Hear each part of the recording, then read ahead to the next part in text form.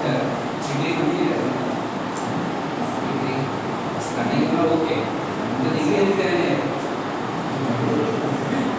BTech ఎందుకు ఏం చేద్దాం చదువు ఎవరు కూడా ఏం చెప్పాలి ఎన్ని చేసినా కానీ ఫైనల్ నేర్చుకోవాల్సింది నేను గవర్నమెంట్ జాబ్ కావాలన్నా ఏదైనా ప్రైవేట్ కంపెనీలో ప్రైవేట్ జాబ్ చేయాలన్నా సాఫ్ట్వేర్ జాబ్ చేయాలన్నా ఫస్ట్ రిటర్న్ ఎగ్జామ్ చేసి నాకు నీతో సంబంధం లేదు నేర్చుకోవాలంటే కోరుకోవాలి నీకు సంబంధం లేదంటే నాతో సంబంధం నేర్చుకోవాలి రైట్ సో జాబ్ అనేది మీ క్యారియర్ ఉంటే సో జనరల్గా చూపించారు సో ఇండియా అనే ఒక కంట్రీ తీసుకుంటే ఇండియాలో ఎలాంటి జాబ్స్ స్టూడెంట్స్ దగ్గర వస్తున్నాయి ఎలాంటి జాబ్స్ ఎలాంటి జాబ్స్ మనం చూస్ చేసుకోవాలి వాట్ ఈస్ ద కేటగిరీస్ అనేది ఒకసారి ఫస్ట్ మనం తీసుకుంటే ఈ జాబ్ అనే కేటగిరీ ఈ జాబ్కి మీరు వెళ్ళాలంటే మీకు first one central government second one state government right so next one software right so next one banking next one teaching next one higher education students for psychology focus job and categories central government state government software banking teaching and higher education వీటిలో ఎక్కువ వచ్చారు degree complete అయిపోతే నేను higher education MSc ఏదో చేయాలని అవసరం MSc కావాలి లేదా బీటెక్ కంప్లీట్ చేస్తే ఎంటెక్ చేయాలి ఎంఎస్ అవసరం అట్లా పోవాలంటే ఏంటి అదే మొత్తం చూసుకున్నాం సో సెంట్రల్ గవర్నమెంట్ మా హైదరాబాద్ ఎప్పుడైనా సరే ఎక్కడైనా సరే బయటికి వెళ్ళినా సరే ఇక్కడ జాయిన్ అయినా ఎక్కడ జాయిన్ అయినా సరే మీ దగ్గర ఉండాల్సింది ఏంటంటే ఏ జాబ్ చాలా ఇంపార్టెంట్ సెంట్రల్ గవర్నమెంట్ కేటగిరీస్ తీసుకుంటే ఫస్ట్ వన్ సివిల్స్ అంటే నోటిఫికేషన్స్ ఏమొస్తున్నాయి సెంట్రల్ గవర్నమెంట్ నుంచి civils IAS IPS IRS IES ఇలాంటివన్నీ కూడా సివిల్స్లో వచ్చేస్తాయి రైట్ సో వీళ్ళు ఇచ్చేది ఐపీఎస్ ఐఈఎస్ ఐఏఎస్ ఇది డిపార్ట్మెంట్ ఇది సివిల్స్ డిపార్ట్మెంట్ ఏం వస్తుందంటే ఇలాంటి చేస్తాయి సో నెక్స్ట్ కేటగిరీ ఏంటంటే SSC staff selection commission SSC staff selection commission so next board ఏంటంటే RRB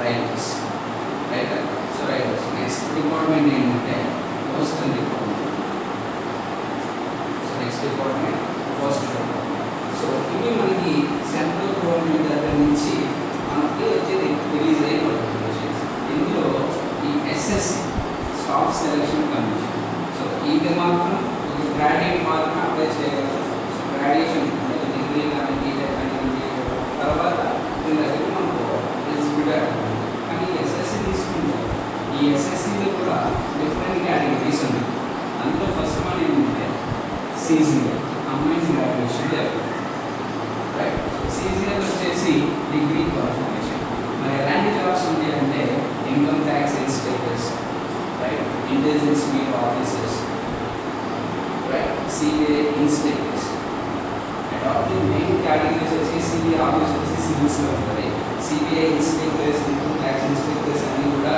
CCA combined graduation level SSC వాడిస్తారు అది డిగ్రీ క్వాలిఫికేషన్ కదా అని తెలుస్తుంది రైట్ సో సెకండ్ పార్ట్ వచ్చేవరకు CHSL ఇంటర్మీడియట్ క్వాలిఫికేషన్ కదా రిలీజ్ చేస్తారు CHSL combined higher secondary level so intermediate qualification మీద release చేస్తారు ఇక్కడ కూడా సేమ్ అలాంటి దానికి కొంచెం కేటగిరీ అందులో ఇస్తారు రైట్ సో ఇక్కడ ఇంకోటి మీరు రిలీజ్ చేసే జాబ్స్ ఏంటంటే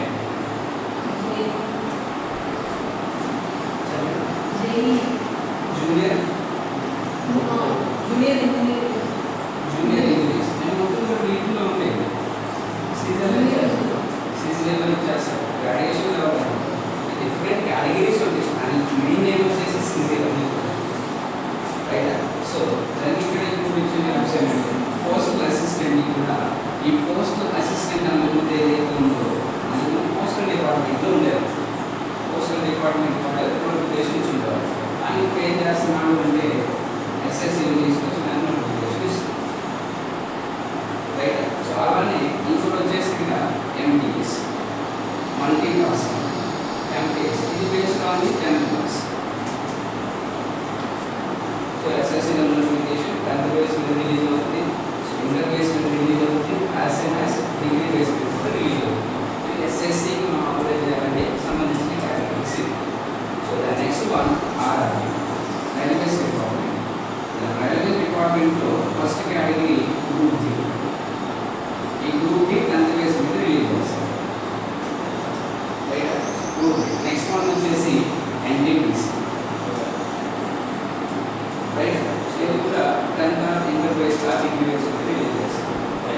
వచ్చేసి ఏమంటారు మీకు తెలుసు కదా ఆర్పిఎం రైల్వే పోలీస్. సో ఇవి కూడా ఈ ఆర్ఆర్బీ డిపార్ట్మెంటే ఆర్ఆర్బీ సంబంధించిన ఈ రైల్వేస్ డిపార్ట్మెంటే రిలీజ్ చేస్తారు. రైట్. సో దాని coming to the postal department. Postal డిపార్ట్మెంట్లో 2 నోటిఫికేషన్స్ రిలీజ్ అవుతాయి. అవి ఎప్పుడు రిలీజ్ అవుతాయి అంటే ఫిబ్రవరి మార్చ్ మంత్లో రిలీజ్ అవుతాయి. రైట్. సో ఏ జాబ్స్ రిలీజ్ చేస్తారంటే పోస్ట్ మ్యాన్ జాబ్ రిలీజ్ అవుతుంది. అలాగే ఎంటీఎస్ మల్టీ టాస్కింగ్. ఈ రెండు కూడా క్వాలిఫికేషన్ ఏం అంటే 10 క్లాస్. అన్ని కూడా క్వాలిఫికేషన్ ఏంటంటే 10 క్లాస్. సో నువ్వు సెంట్రల్ గవర్నమెంట్ జాబ్స్కి వెళ్ళాలి, ఈ క్వాలిఫికేషన్ ఏది ఇందులో మనం డిసైడ్ అయిన తర్వాత సెంట్రల్ గవర్నమెంట్ కేటగిరీస్ చెక్ చేస్తే మీరు గమనించాలి. వీటిలో ఏ జాబ్ వెళ్తున్నాం ఇప్పుడే డిసైడ్ అవ్వాలి నేర్చుకుంటే. రైట్. సో ప్లస్ ఈ సెంట్రల్ గవర్నమెంట్లో మరి ఎగ్జామినేషన్ ఏమిటి అంటే ఈ ఎస్ఎస్సికి మాత్రం ఇంగ్లీష్ ఎక్స్ట్రాగా ఉంటుంది. రిమైనింగ్ మీరు చూసుకుంటే mathematic, reasoning, general awareness. General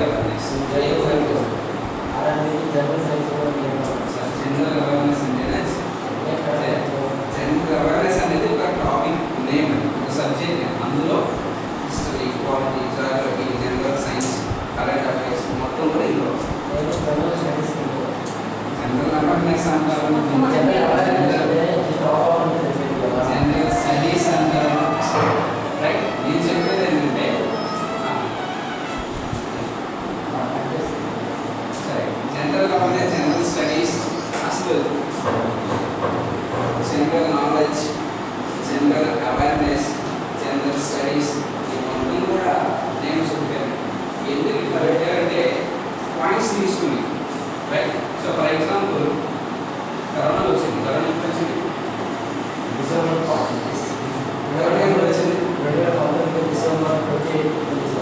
వచ్చింది కదా. That is the current affair for 1 year. 1 year దాన్ని ఏం చేస్తారంటే కరెంట్ అఫైర్ అనేది ఫిక్స్ చేస్తారు. రైట్. 2 years కంప్లీట్ అయిన తర్వాత that will goes into the general knowledge. Current affair కాదు, జనరల్ నాలెడ్జ్. అర్థమైందా? సో కొన్ని సంవత్సరాల తర్వాత దాన్ని ఏం చేస్తారంటే ఒక ఎస్టీ కింద తీసుకుంటారు.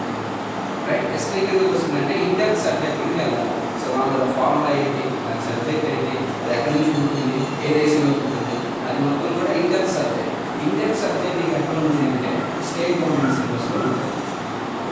రైట్. సో సెంట్రల్ గవర్నమెంట్ సిలబస్లో నీకు ఉండేది ఏంటంటే general side point 2. So pass అయ్యే వాళ్ళు ఎప్పుడు జరిగిందంటే పాస్ అయిపోయి ఎప్పుడు జరిగిందని ఏం చెప్తారు చెప్తున్నా అయ్యే కోసం. రైట్. సో ప్రపంచం ఎప్పుడు జరిగిందని ఏం చెప్తారు మనకి ఇండిపెండెన్స్ డే ఎప్పుడు వచ్చింది, అన్ని స్వాతంత్రం ఎప్పుడు వచ్చింది ఏం చెప్తారు 1947. అలాంటి పాయింట్స్ ఎక్కడి నుంచి తీసుకుంటారంటే జనరల్ స్టడీ, జనరల్ అవేర్నెస్.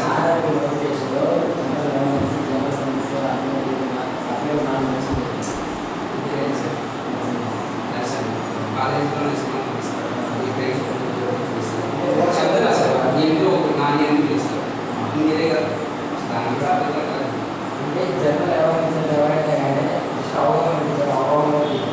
అది మిస్టేక్ సార్. చేయాల్సింది ఏంటంటే జనరల్ అవగాహన అనేది అవేర్నెస్ అంటే అవగాహన, దాని మీనింగ్ చెప్తున్నాను. ఇంకా ఏదో అర్థం చెప్తున్నారు. జనరల్ అవగాహన అంటే 1927 ఆగస్టు 15 సంవత్సరాలు అవగాహన. ఇది ఇప్పుడు దానికి అవగాహన అవగాహన అన్నీ వస్తుంది. అంటే జనరల్ అవేర్నెస్కి అవును. సో జనరల్ అవేర్నెస్ అనేది మీకు చెప్పింది కరెక్టే. పాకిస్తాన్కి వచ్చింది, ఆగస్ట్ 12 వచ్చింది. ఆ పాయింట్స్ అన్నీ ఫిట్ చేసుకుంటాడు. అది ఎందుకు వచ్చింది, ఎవరు తీసుకొచ్చారు అనేది కంప్లీట్గా జనరల్ సైన్స్కి వెళ్తుంది. సో జనరల్ స్టడీస్ అని చెప్తాడు. తర్వాత సో ఏదో పేరు చెప్పి వాడు చేస్తుంటాడు. రైట్. ఇప్పుడు అన్ని దగ్గర రిఫరెన్స్ అట్లా ఉంటాయి. What ever it is, so మీరు అన్న పాయింట్ ఈ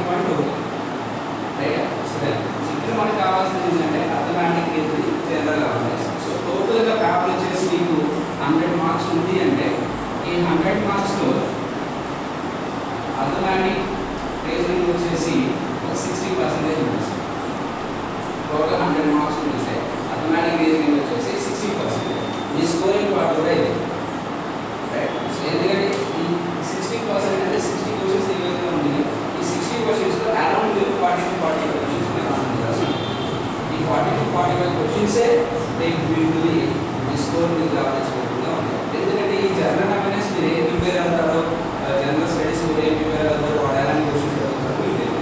అక్కడి నుంచి మార్క్స్ తెచ్చుకోవాలని if you have knowledge on the subject, వాటి ఇంపార్టెంట్ క్వశ్చన్స్ ఏవైతే ఉన్నాయో ఫర్ ఎగ్జాంపుల్ చెప్పారు.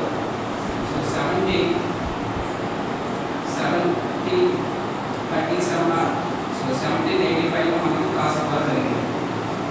1735 1787 ఎగ్జాక్ట్ ఇయర్ నా సబ్జెక్ట్ కాదు. అప్పుడు క్లాస్ ఇవ్వాలి జరిగింది. ఎందుకు జరిగింది